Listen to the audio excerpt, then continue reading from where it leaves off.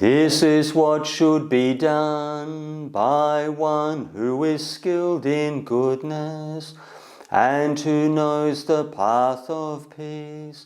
Let them be able and upright, straightforward and gentle in speech, humble and not conceited, contented and easily satisfied, unburdened with duties, and frugal in their ways, peaceful and calm, and wise and skillful, not proud or demanding in nature. Let them not do the slightest thing that the wise would later reprove, wishing in gladness and in safety, may all beings be at ease, whatever living beings there may be, whether they are weak or strong, or meeting none, the great or the mighty, medium, short or small, the seen and the unseen, those living near and far away, those born and to be born, may all beings be at ease. Let none deceive another, or despise any being in any state. Let none through anger or ill will wish harm upon another, even as a mother protects with her life her child, her only child, so with a boundless heart should one cherish all living beings, radiating kindness over the entire world, spreading upwards to the skies and downwards to the depths, outwards and unbounded, free from hatred and ill will, whether standing or walking, seated or lying down, free from drowsiness. One should sustain this recollection. This is said to be the sublime abiding. By not holding to fixed views, the pure-hearted one, having clarity of vision, being freed from all sense desires, is not born again into this world. All right, Ajahn, over to you. Brilliant, thank you, Chris, very much. Okay, let's see, where can we start? Okay, so with meditation, so when we look at the whole, in essence, you know, we look at the big picture, the life experience of meditation practice. What are we aiming at? What are we trying to achieve? Where are we going? So as all of you know, that meditation has many facets to it. And so, you know, usually in the beginning, the vast majority of people, you know, want some peace of mind, some, you know, relaxation, freedom, you know, from stress. You know, people come to meditation practice for many different reasons. And, you know, it can be, you know, very personal, very wide ranging. So, you know, the experience that we have with the meditation practice can be, you know, can be very simplistic to very profound and deep. So we could have a full range where we may wish to have, you know, just the basics, you know, peace of mind, you know, freedom from stress, contentment, and maybe some understanding, you know, right through to very say deep, profound understanding of oneself, our relationships with other people, and, you know, within the deep understanding of, you know, the nature of life, of ourselves, and, you know, and the nature of life itself. So, you know, we all come to practice, you know, for it could be 101 reasons. So, you know, why, you know, when we first start off, So what we have our specific reasons, the reason why we come to the path in the first place. So when we look at the experience that we go through, especially from, say, the beginning to the intermediate stages, some of you guys have been going for at least 10, 20, 30 years and should have a very good handle on how to develop the practice, how to deal with obstacles and hindrances in the long term. But in essence, that we're looking at the mind experience. So just say, for example, in a nutshell, we want some peace of mind. So one thing we see quite clearly, like in the beginning, is we see different thoughts and feelings coming up in the mind, and which say like obstructions to peace, to obstructions to say understanding of within one's soul. So the first thing we would like to aim for really is or to see right at the beginning stages is some peace of mind. That may be enough, might be satisfactory for many people, but so in essence that we need to come to an understanding of oneself in order to remove the hindrances, the blocks, the obstacles, any difficulties which come up, because right at the beginning stage, you're going to see the personality quite clearly, the strengths and weaknesses, the soft and hard parts of one's character, all those things that we're essentially attached to as a human being. And so one doesn't have any choice. We have the two main sides of the practice, the peaceful side of the practice, and then the wisdom, insight and understanding. So both those major components have to be kept in balance all the way from the beginner's level, right up to the advanced. And the reason is that you can put energy into samadhi practice, getting the mind tranquil, but it will only take you so far. And one's insight practice, that practice of understanding, coming to like a deeper comprehension of one's makeup, one's views, opinions, thoughts, feelings, in order to slowly unravel this stuff, and to bring this with the stuff within that parameter to a sense of peace, or say quietude.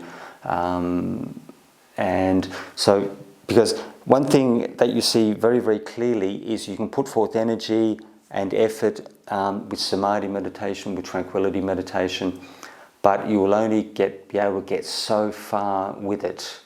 You can put it, you can use a lot of force and this and that, but it doesn't necessarily mean that you're going to be successful in the long term, because the way these things work, like as processes, as laws within the mind, as like what would you call it, processes, like natural processes in the mind, energies, forces and energies, that the path will, even if you don't see it right in the beginning, that it will bring you to that point.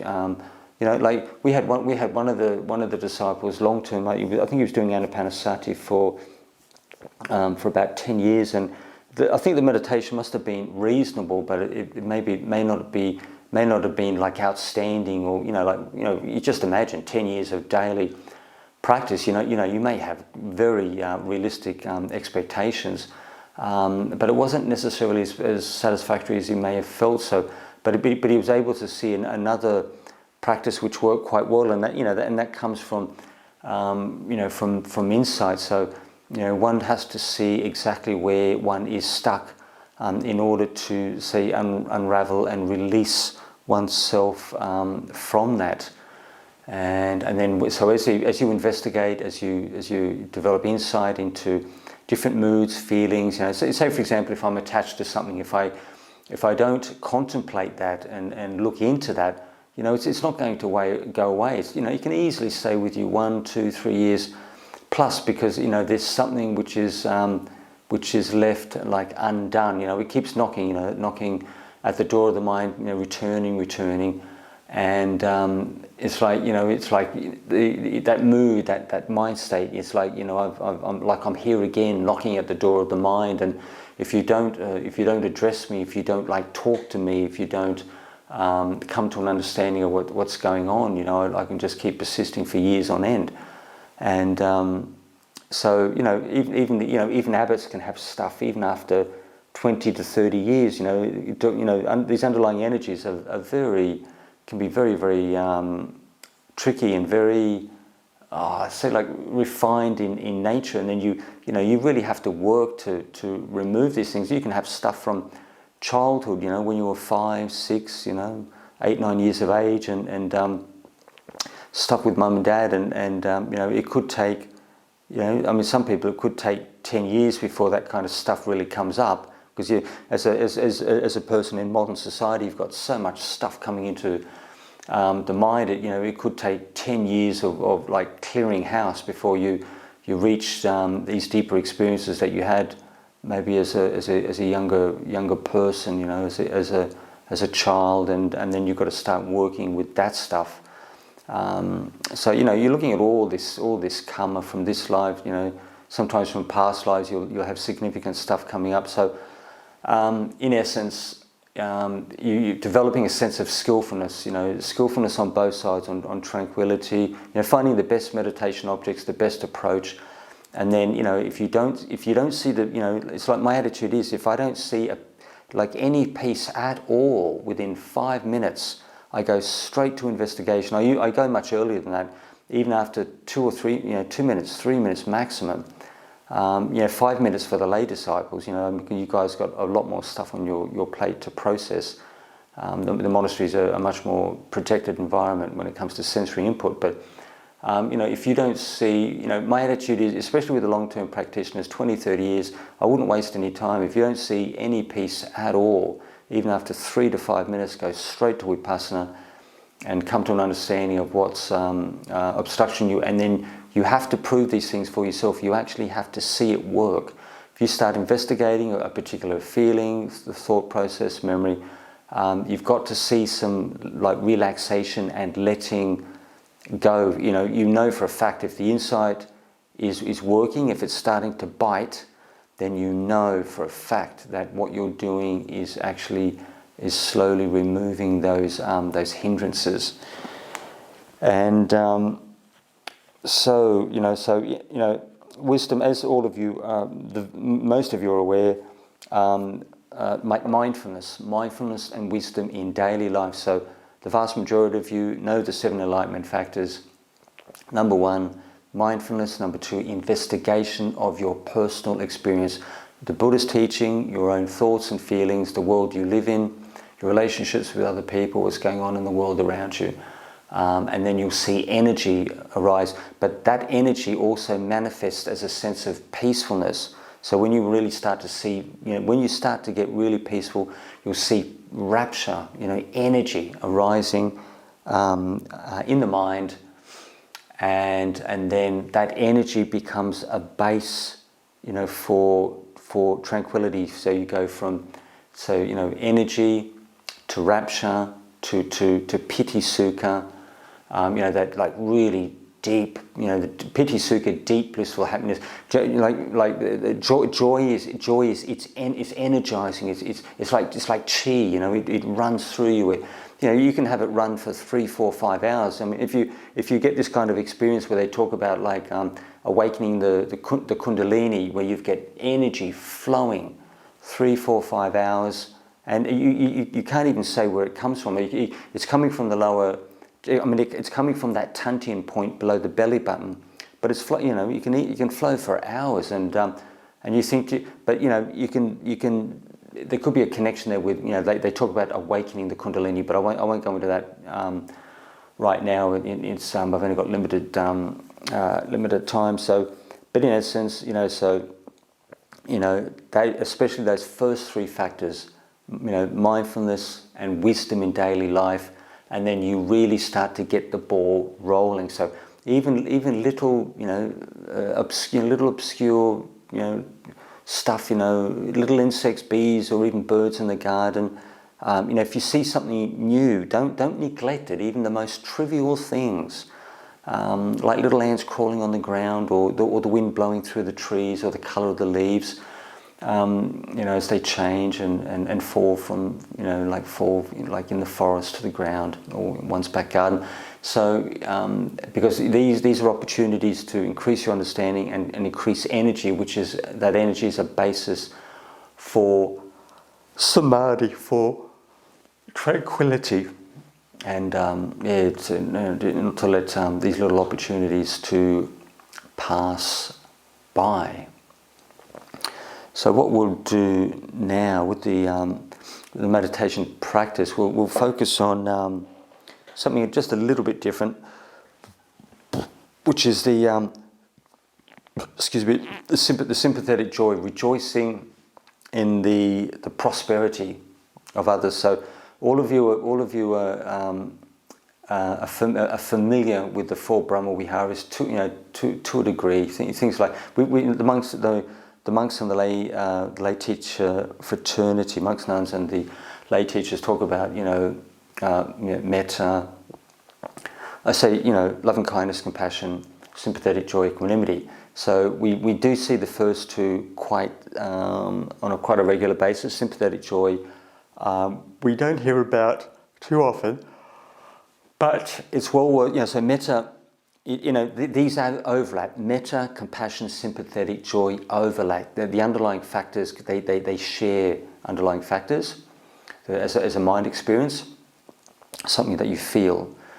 And so what happens with, say, like metta is based in goodwill, and metta is largely, because you're looking at this overlap principle, metta is largely based in like emotional, a sense of goodwill based on emotional, for people to be happy, to be peaceful, to be free from compassion, free from pain and suffering. Metta, that sense of happiness, contentment. But they still overlap, these guys. So you can't get an absolute definity for metta, a definity for compassion, because of the overlap. But sympathetic joy is more geared to worldly happiness, wealth, prosperity, success. In a simplistic terms, metta is based on more of an emotional, say, intention of goodwill for others. It's a feeling, a tangible feeling basis. But sympathetic joy is more geared towards like worldly happiness. The stuff that we see in the world, worldly dynamics. You could have, say, like people and you may see an aspect of their life. They could be doing things like projects, community stuff. They could be in business, and the sympathetic joy is rejoicing in the prosperity, the worldly success of this particular person. So you all have. It's good. It's better to start with people that you really like. So there's no resistance when you have that sense of rejoicing in the accomplishments of your friend, your family member. Could be brothers, sisters, mum and dad. So you find something. All of us can do this very, very easily. You find a close friend, family member that you like. You need to like the person. It's got to be a good relationship. And what we do is say, it could be, say, like the person is running could be running a business, could be running an internet business. May the wealth and the business success of could be my brother increase to an even greater level than they currently experience. So you choose the person, the area of prosperity. It could be things like, you could be a person that it could be a person who might be a little bit on, it's just an example, a person who's a little bit quiet, may not be so successful with like friendships and connecting with people, social relationships with others, and you could develop this sense of like radiating, focusing this positive vibration on your family member who may have trouble with has trouble maybe making friends and connecting with others, and it could be say like may my brother develop greater quality friendships and connect with people like even more at a greater level than they are. So you guys have your special people, and you know the dynamics that you would like them to be successful with. So you have to use the word formula which makes sense and which resonates with you on an emotional level, because we're projecting this emotion towards our special person in that area which we wish them to succeed in, to be prosperous, successful. And so just to just within your own mind, to get the formulation together, and the particular person, the area of the topic for success, for improvement, and then we'll do that we'll really get it to spin. We'll do it for say several minutes continuously, and then we'll move to the breathing meditation. I thought I'm just thinking. We'll move to the breath meditation on the mouth section, which is quite focused but very, very comfortable. You won't get too much tension in the face, and very, very easy to track. So I could bring in the dark color meditation, but I've done that previously, so I won't overcomplicate things. So just with the for the beginners, just get yourself in a comfortable position with your hands together in your lap. It's usually good, you usually find hands in the lap usually works quite well. Sometimes people like to cross their ankles, but just feel the focus. Sometimes, if you feel that crossing the ankles helps to focus the energy internally on a physical level, then do that. But just make sure you're comfortable and the back is straight, head upright, but relaxed, and make sure nothing tight around the tummy, the throat, the wrists, and then make sure you breathe. You can breathe fully into the chest, right into the base of the abdomen. So we'll make a start with several minutes of this sympathetic joy, rejoicing in the prosperity, the success of our friend, our loved person. And they need to be close to your heart. So choose the person, the dynamics, and then repeat the formulation. Could be my friend, could be my friend Joseph, be financially wealthy, successful and prosperous with their internet business. And so you choose the formulation with your person, your loved person, and repeat that slowly and continuously. And if it's at all possible, visualize them. It may not be so easy, but as you think of your dear person, they will naturally come up in your mind. So just do that, just very slowly, if possible, silently, for the next 3 minutes.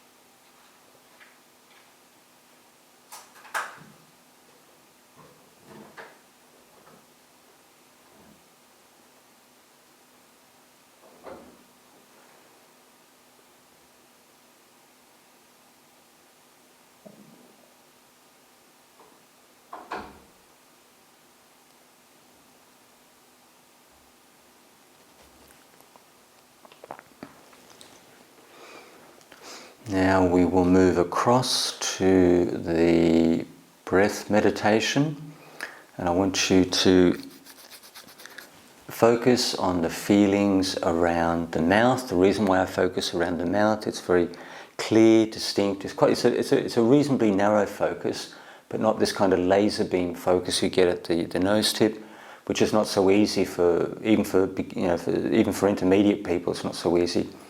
And plus it can induce a little bit too much attention in the face. So focus on the feelings around the mouth, and you will feel the breathing on the periphery. Very easy to follow, and very easy to track. From second to second as time goes by. So we will do that particular practice for the rest of the session, and I'll talk you through it every 5 minutes or so.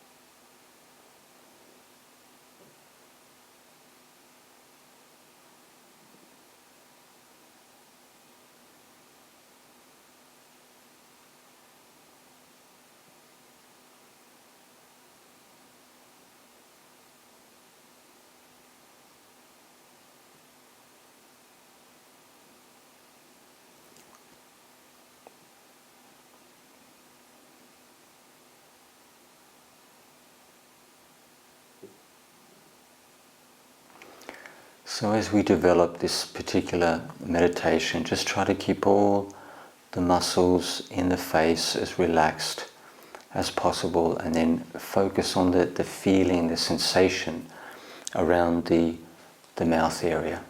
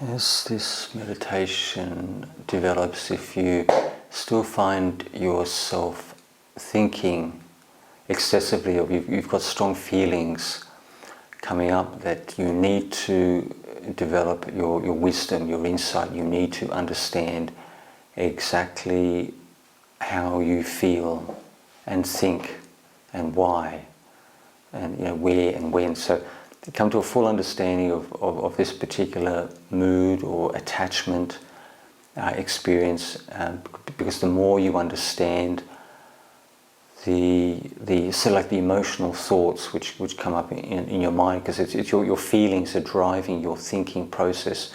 Without feeling, not much happens. The mind, tends to be much more still. Feeling is the energy which drives one's thinking process. So see where those feelings are coming from and why, and then you start to unravel. You slowly untangle these deeper emotions, and the mind becomes more peaceful.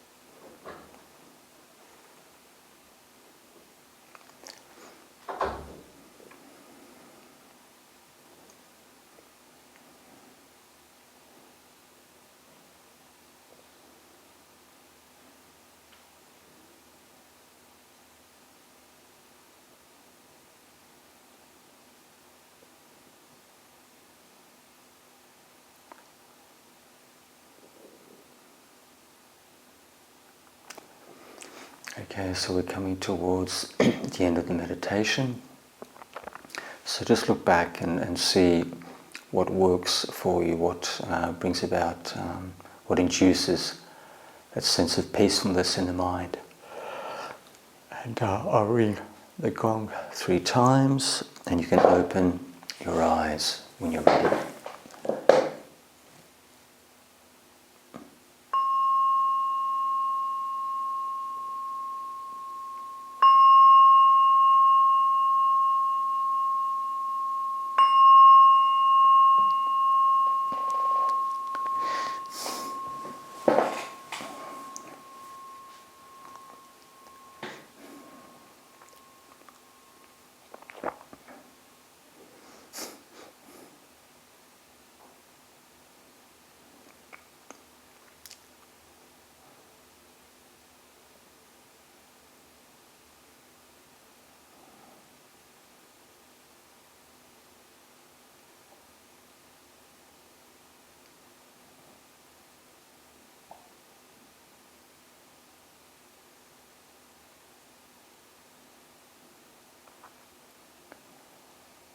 Ajahn, thank you for our meditation.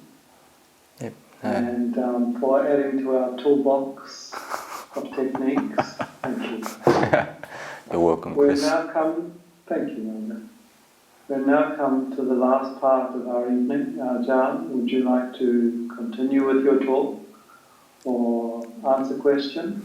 Yeah, we'll see if anyone has any questions at all, anything whatsoever. That'd be great.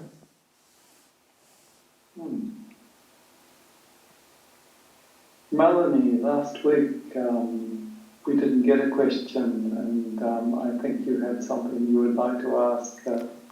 Is it still with you? Or?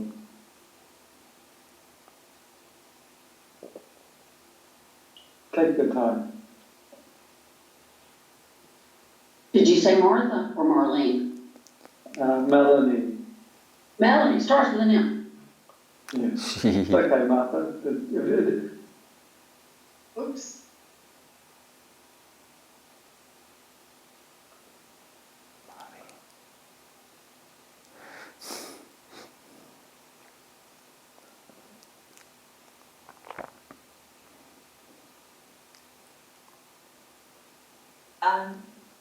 I'm relatively new to meditation, so I was wondering how you investigate the obstacles when you meditate, because you said you're looking for the peace of mind, and when you cannot go further, and because the point where I am, it's already hard for me to get the peace of mind. So I was wondering if you can tell me how to go on, or if I just should look for having peace of mind, or if I should investigate more about what I need to change, maybe I don't know, in my meditation practice, or in my life, maybe. Thank you. What I would do, Melanie, if it's a little bit difficult to get the mind peaceful initially, because we had one of the disciples who was doing the breathing meditation for about 10 years, and then it wasn't so easy. It was reasonable, but nothing fantastic. But he noticed that as he was sitting meditation with the eyes closed, he noticed that black space, that black colour in the mind become quite prominent. So the mind experience becomes more noticeable. Things which happen in the mind become more noticeable, and he thought, well, I'm having a little bit of difficulty with the breathing meditation, so maybe I just focus on that black empty space, that black colour, black empty space in the mind. And he saw very, very quickly that meditation worked quite well, because as I mentioned previously, that black colour meditation, you're drawing one's attention away from the physical body and from thoughts and feelings, and you're going inside. So even though that as you sit in a dark room with eyes closed, that black space is quite obvious. I mean, for me, it's there all the time. Hopefully, it's there for half the meditators out there, but it's very, very obvious. You sit in a dark room, eyes closed, and then you'll see that dark space, that dark color in the mind, and you just gaze in. You don't have to use any force or any real effort. You just gaze and look into that dark space, and drawing one's attention from outside things going in into the mind. And it's very it's a very, very light meditation. You don't have to, it's very relaxing.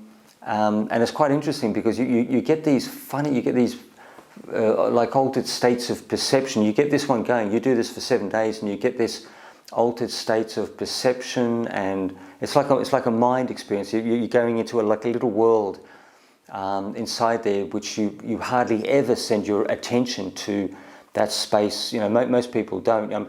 When people go to sleep at night, it may be there, but they don't really pay much attention to it. So when you do this as a meditation, it's quite interesting.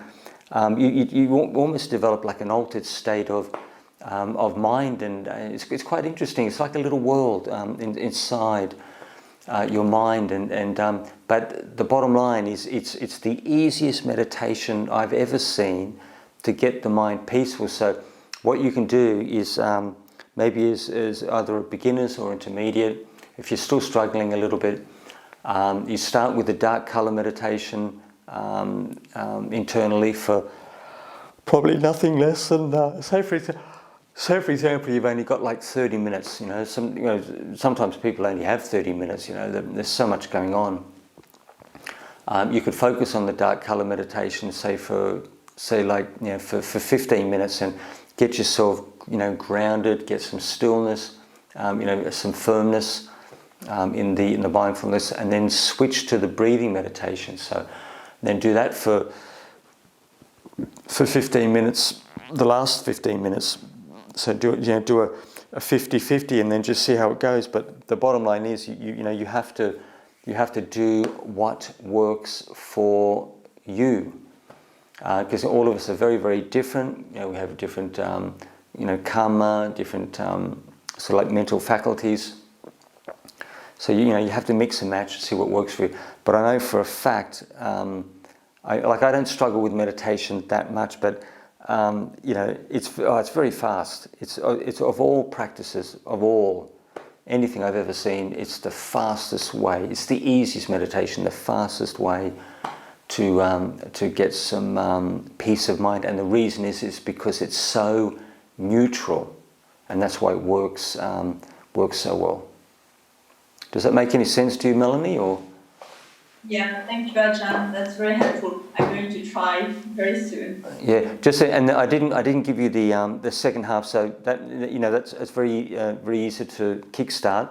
But with that business, because you mentioned that business about the like the understanding. So, say for example, if I have a certain feeling, because your feelings they drive one's thinking process. That's the energy for one's thinking. Because ladies tend to be more intuitive, more feeling based. I mean, not to say that men aren't, but women, their feelings are much more more tangible, more intuitive. So, you like the feeling that you have at any particular time in the meditation. Where does that come from? With what person? For what reasons? So you develop this 360 degree. Full understanding, everything. Try to understand everything about this feeling, and then you'll see and watch it carefully. You have to, you have to see that this kind of approach actually works for you.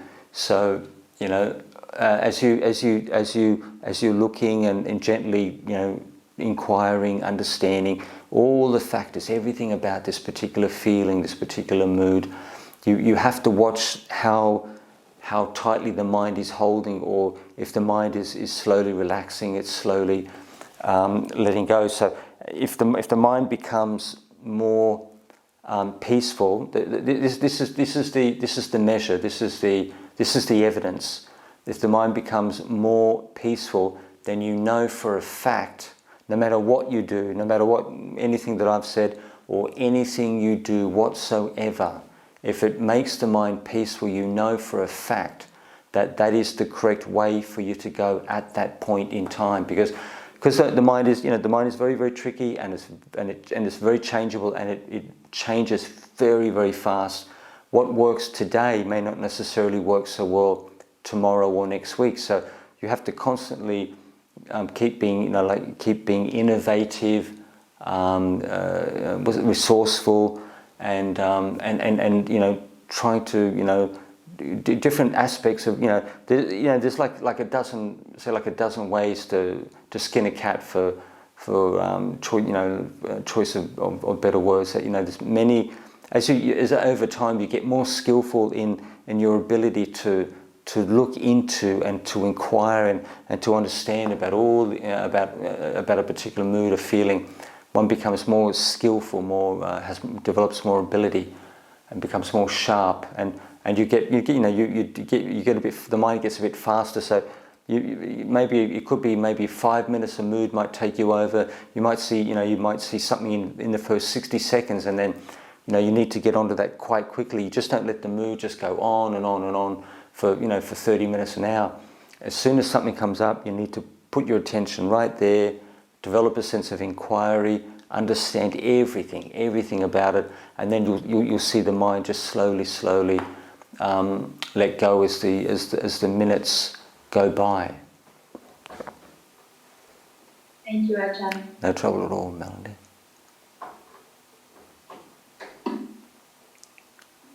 Ajahn, I think Martha, would you like to make a comment or ask a question? I'd like to ask a question. First of all, I've missed y'all so much. I have been trying to log on like an hour late or for like months. I forgot about the time change. That, we change the time, but y'all don't. So I missed y'all so much. Anywho, I have so many questions. I love learning, and this is so helpful for me. The thing, in my life, everybody suffers. Y'all, I suffer. And y'all's words come to me at times that I find to be very, very helpful. So I have so many questions, but let's see here. First of all, I love that sympathetic joy thing. That I've never done that before, but all right. So getting back to, what was I going to say? There's so many things, because your answer to the last one was super helpful, and I had a question about that too. The question about, okay, all right. Insight into okay, you said if I don't feel calm in 5 minutes, I go straight to investigation. Now you just answered that question I was going to do about that, because you just talked about how you do that if you're not developing a sense of calm within that, or you don't have a sense of calm within 5 minutes. So my question is, so when we were focusing around the mouth, right? I often hear the words, I think it was samsara, I can't pronounce it properly. It's like that starts with a TH, and it's from you guys. I'm working on right effort to try to develop calm all the time, because I'm super nervous and frightened a lot of the time, pretty much 24/7. There's just a nagging fear in the back of my mind at all times, and so I'm trying to work on right effort, but producing those states of calm, maintaining it, trying to prevent it, and then letting it go. And so what I have been doing of late is that black color meditation thing, and I have so many questions, because that's one thing I've been doing a lot of. Actually, that's a different question. The insight into the investigation thing. I hear his words going Buddha, Buddha, Buddha, Buddha, Buddha, Buddha, Buddha, Buddha, Buddha, Buddha, Buddha, Buddha, Buddha, Buddha. And so that, because he said that when the mind's going berserk, nothing else go and do the Buddha, Buddha, Buddha, Buddha, Buddha, Buddha, Buddha, Buddha. But what I've been doing is, of late, say for example, when you said focus around the mouth, and I can do that, but it, as you said when you came in during the meditation, you said if your mind is real busy, then just go there and do the investigation part. So my question is, I can do both of those. I can do the investigation part, or I can use my brain, my mind to go, and this sounds stupid, I'm sorry, it sounds really juvenile and not fancy, but I'll use the breathing to just say, I heard your voice and I was in my mind going, feelings around the mouth, using my inside voice, feelings around the mouth. It was like chanting in my head or going Buddha, Buddha, Buddha, Buddha, except doing what you said to do. Feelings around the mouth, feelings around the mouth, feelings it with the breath at the same time. So my thought is this, although you just answered it, you said that if the mind gets peaceful, that is right, whatever it is. But would it be more useful, do you think, to investigate this fear, or to stick with the feelings around the mouth, feelings around the mouth? Well, I would like to know that. Yeah, what I would do if I had your experience, what I would definitely do is go to the black color meditation, because your mind is reasonably busy and your feelings are quite strong. So I would go to the most neutral object, and because the breathing is based on feeling, and you get this Buddha. Just it can be too much to just drive people crazy. But it all depends. Some people like this kind of thing. It works well. So it's not for me to tut and say, oh my, it's just too much, more and more and more and more thinking.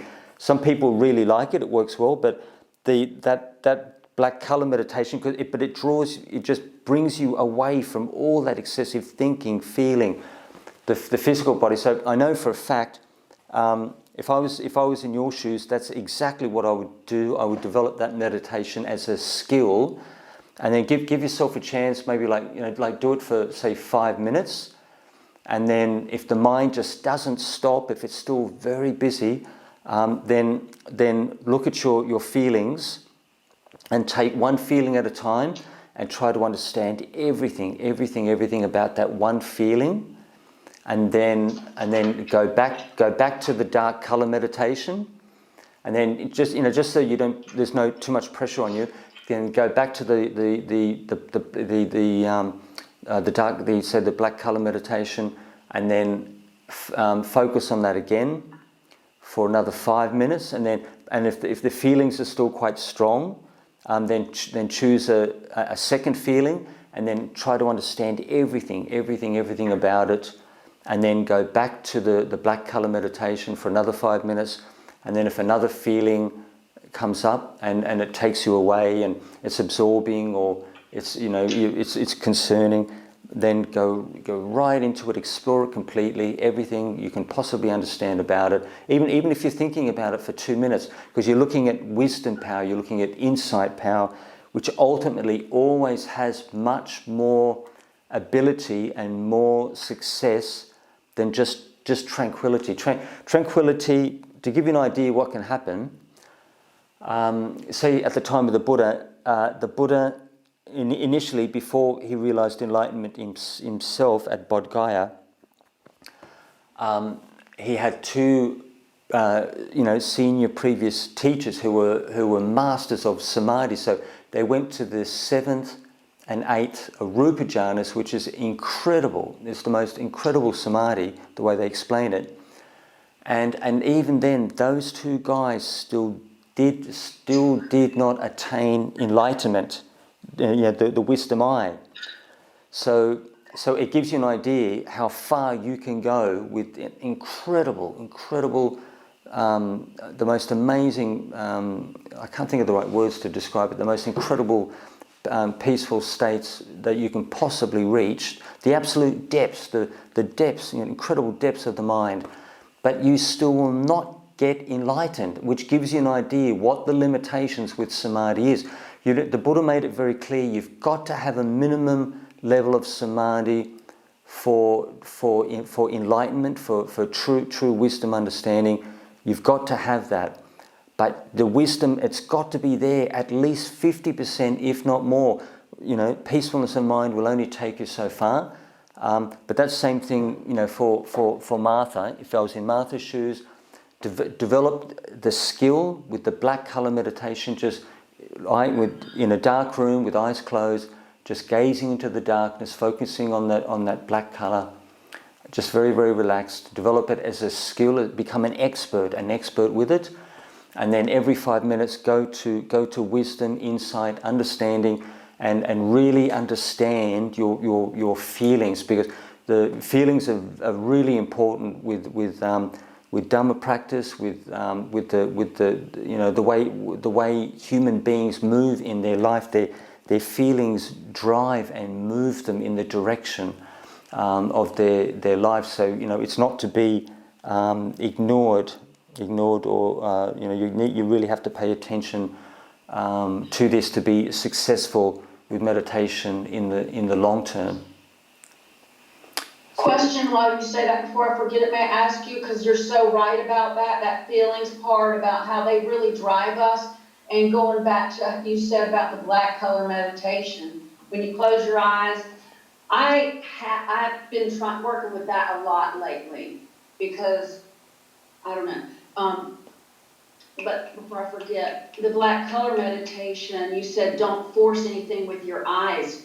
For years and years, I've been doing the black color meditation, but not forcing anything with the eyes. And when I force it with my eyes, I'm more able to engage my inner body, my whatever it is, the true nature or something, and it gives me full focus on the inside. If I literally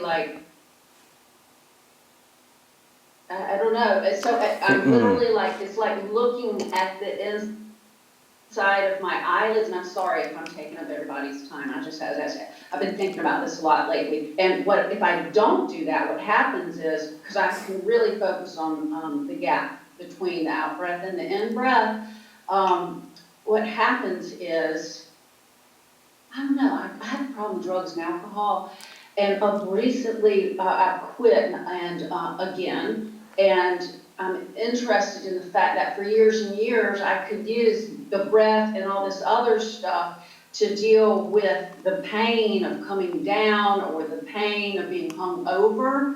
But because I could do that, I think it helped me not stop drugs and alcohol, because it helped me bring down to the bodily level instead of the mind. And when I do that, where I focus on the inner body, it uses the brain, the mind, to be more in touch with the brain, so I can be aware more of what is going on in the brain. Does that make sense at all? So my question is it wrong to force the eyes? It literally brings up an inner body that I can contact with, that detaches from the physical body and goes more into, okay, I'm now aware not just of the breath and the physical body, but what is going on in my mind.